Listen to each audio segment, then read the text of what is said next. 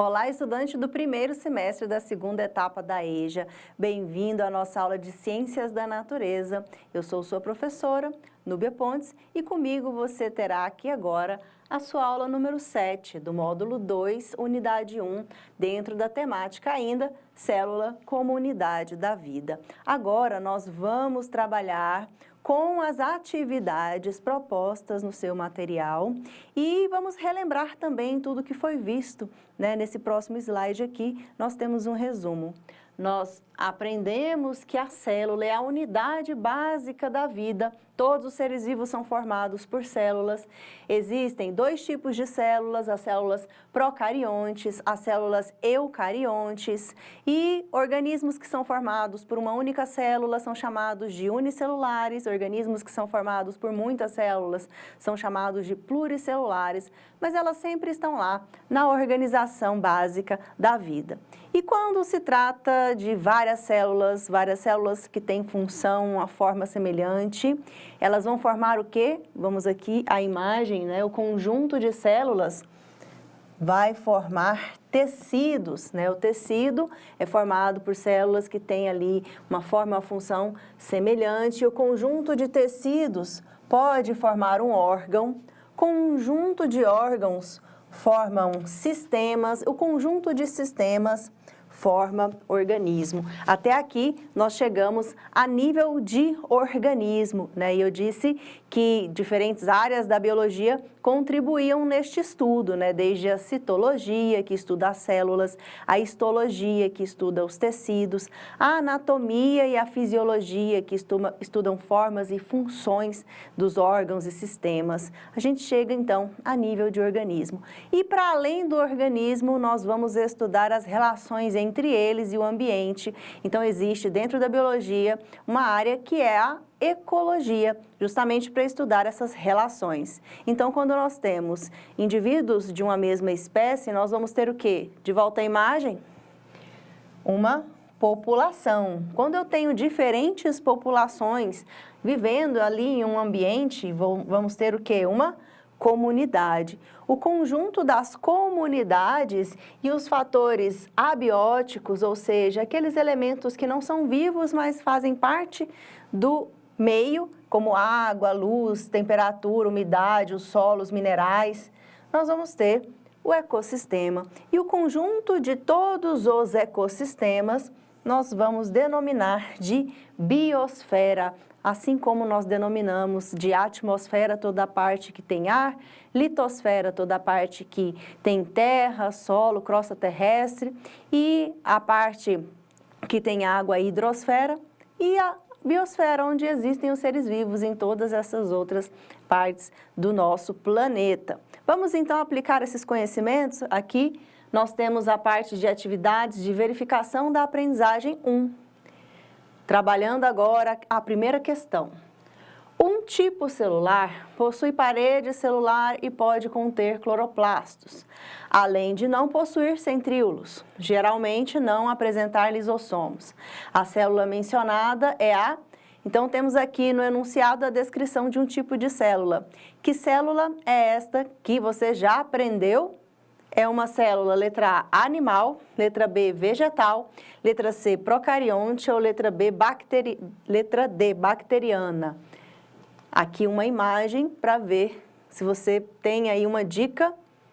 Qual é a célula que está representada na imagem? É uma célula vegetal, né? Já coloquei ela verde aqui de propósito para você fazer essa associação, né, da clorofila que existe aí nos cloroplastos, que são organelas responsáveis pela fotossíntese, né? Então as plantas produzem seu próprio alimento por meio de qual processo? A fotossíntese. Durante a fotossíntese, as plantas absorvem a água do substrato, pode ser do solo, né, onde elas estão ali fixadas, ou pode ser mesmo da água, quando elas são plantas aquáticas. Então, elas retiram a água através das raízes e, a partir das folhas, elas captam ali a luz solar. E quem recebe essa luz solar é justamente o pigmento verde, clorofila, tá? Então, na presença de luz, a planta retirando água do solo e gás carbônico também da atmosfera pelas folhas, ela vai fazer o processo de fotossíntese. Então, essa água, esses sais minerais, esse gás carbônico vão participar de reações metabólicas que resultam na produção de carboidratos, que vão ser aí as moléculas energéticas para a planta, e, consequentemente, ela também produz um outro gás, que é o gás oxigênio, que é liberado de volta na atmosfera. Muito importante esse gás, né? Porque a maioria dos seres vivos, como nós, faz aí uma respiração aeróbica, a gente precisa do oxigênio para poder respirar e também realizar processos próprios metabólicos, ok? Então, essa aqui é a célula vegetal, gabarito, letra B. Próxima questão.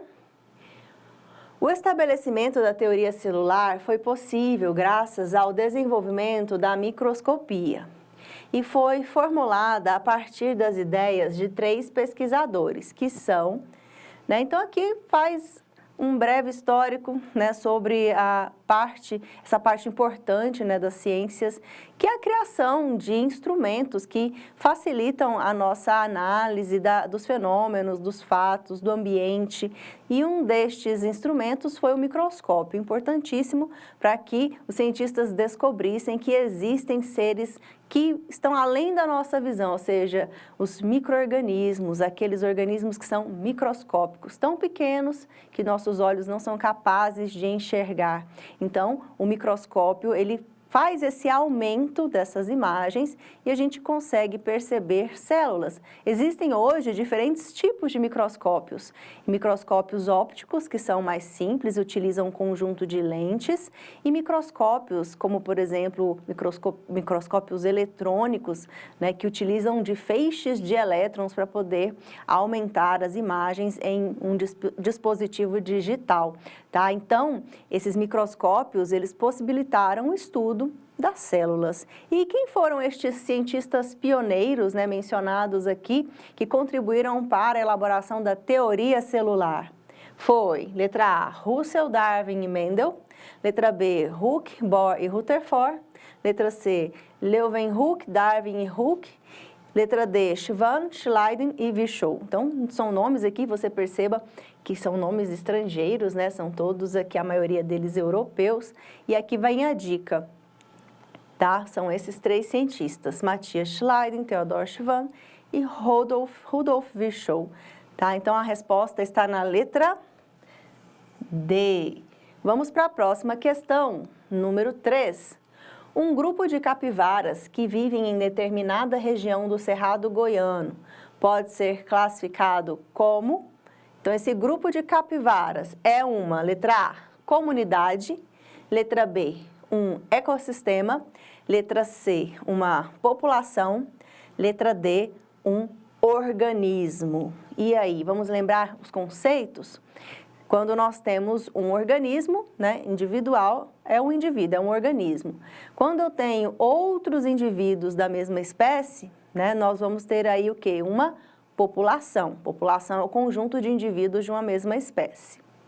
Se eu tenho mais de um tipo de população juntas, eu tenho uma comunidade. Né? Então, vamos pensar aqui no cerrado, o bioma cerrado, a capivara é uma das espécies que pode ser encontrada no cerrado, não só nesse bioma, mas ela está presente aqui, tá? Um outro animal que é do bioma cerrado, por exemplo, temos aí o tamanduá-bandeira, temos também o lobo-guará, tá? Vamos usar aqui um exemplo de vegetal, uma planta, né? Uma árvore, temos o pé de piqui. Tá? São exemplos de seres vivos aqui do nosso bioma cerrado. Tá? Então, se eu juntar todas as capivaras, todos os tamanduás, todos os lobos-guarás convivendo ali no mesmo habitat, são populações diferentes. Conjunto de populações forma uma comunidade. E o conjunto das comunidades, mais os fatores abióticos, a água, o solo, a luminosidade, a umidade, os minerais, vão formar o ecossistema. E aí, só aquele montinho de capivaras ali, considerando só as capivaras, eu tenho então uma resposta: população de capivaras. Tá? Então, só relembrando, um indivíduo, conjunto de indivíduos da mesma espécie, forma população.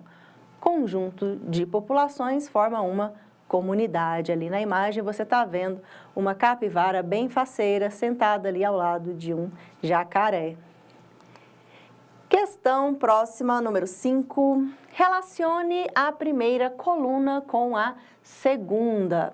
Tá? Então, temos aí número 1, biosfera, número 2, ecossistema, número 3, comunidade, número 4, população. E ao lado temos os conceitos, né? A definição desses conceitos, na verdade.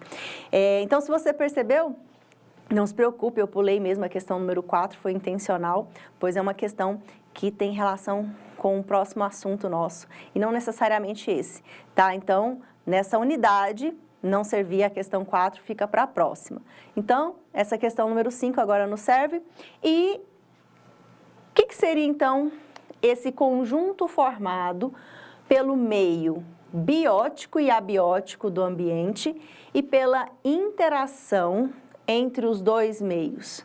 Isso aqui é nós já vimos, né? Ecossistema.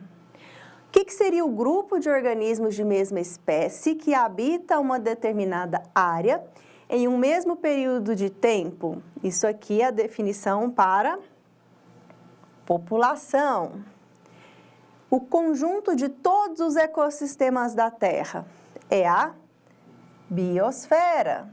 E sobrou 3, né? Vamos conferir. Conjunto de populações diferentes que habitam determinada área em um mesmo período de tempo, exatamente. 3, comunidade, né? Então, aqui para ilustrar, nos níveis de organização do ecossistema, o indivíduo, né, que é o organismo, conjunto de indivíduos de uma mesma espécie é uma população, conjunto de populações forma uma comunidade, conjunto de comunidades, vem para cá, seta, forma um ecossistema, tá? O conjunto de ecossistemas pode ainda formar biomas antes de chegar aqui na biosfera, tá? Por falar em biomas, nós estamos aqui no bioma cerrado, que é caracterizado por uma fauna, uma flora, né, uma vegetação e um clima bem específico. Além do bioma cerrado, só a nível de curiosidade, quais são os outros biomas que existem no Brasil? Você sabe?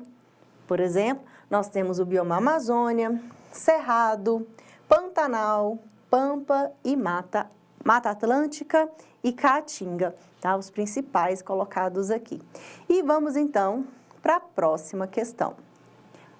Finalizamos, gente. É isso. Olha só, aula boa, passei rápido. Então é isso. A gente se vê numa próxima e até lá. Tchau, tchau.